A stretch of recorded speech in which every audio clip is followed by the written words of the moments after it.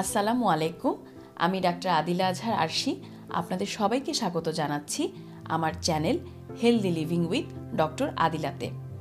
আমরা প্রায় কুকুর এবং বিড়ালে কামড়ানো রোগী পেয়ে থাকি। আজকের ভিডিওতে আমরা কথা বলবো জলাতঙ্ক কী, এর কারণ কী এবং এর প্রতিকার নিয়ে।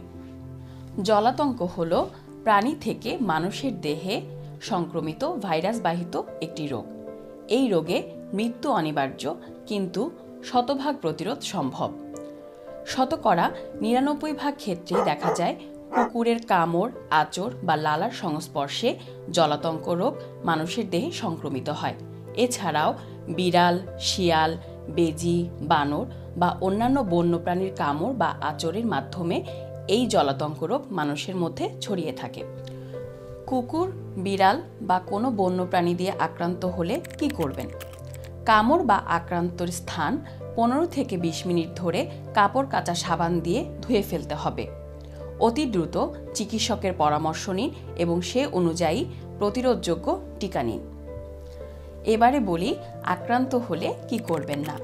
ক্ষতস্থান ঢেকে রাখা, সেলাই বা ব্যান্ডেজ করবেন না। মনে রাখতে হবে তেল পড়া, পানি পড়া, লবণ, গুড় ইত্যাদি জলাতঙ্ক প্রতিরোধ করে না।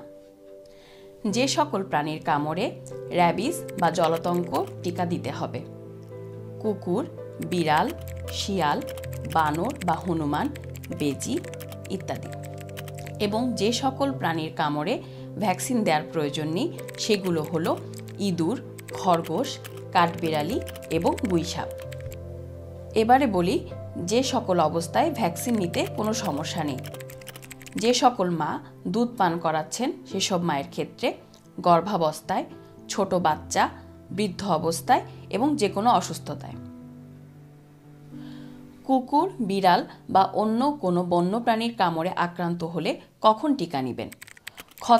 ক্ষতের ধরন অনুযায়ী বিশ্ব স্বাস্থ্য সংস্থার গাইডলাইনে ৩ ক্যাটাগরিতে যত দ্রুত সম্ভব চিকিৎসা নিতে হবে। ক্যাটাগরি 1: প্রাণীর সংস্পর্শে আছে, কোনো আঁচড় নেই এবং চামড়ায় কোনো ক্ষত নেই, এক্ষেত্রে কোনো ধরনের টিকা নিতে হবে না। ক্যাটাগরি 2: আঁচড় বা ক্ষত আছে কিন্তু কোনো রক্তক্ষরণ নেই, এক্ষেত্রে ইনজেকশন অ্যান্টি র্যাবিস ভ্যাকসিন বা ARV দিতে হবে।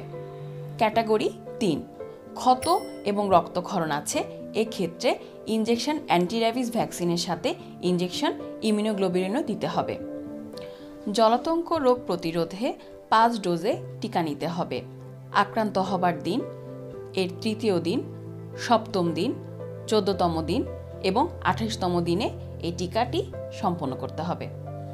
আপনার পোষা কুকুর এবং বিড়ালকে জলাতঙ্ক প্রতিরোধক টিকা দিন এবং আক্রান্ত হলে অতি দ্রুত চিকিৎসকের পরামর্শ অনুযায়ী জলাতঙ্ক প্রতিরোধক ভ্যাকসিন নিয়ে নিন।